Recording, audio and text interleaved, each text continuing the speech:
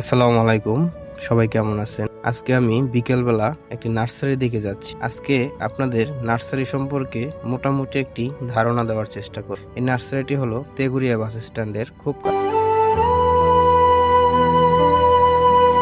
এই নার্সারিতে আপনারা সকল ধরনের গাছ পেয়ে যাবেন।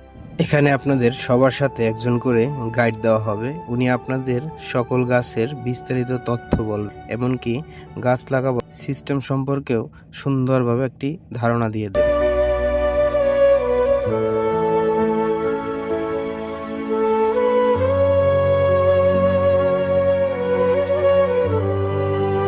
গাছ যাচাইয়ের পর সর্বপ্রথম আপনার যে জিনিসটার দিকে খেয়াল রাখতে হবে সেটা হলো মাটি ও সার, যা এখানেই আপনারা পেয়ে যাবেন।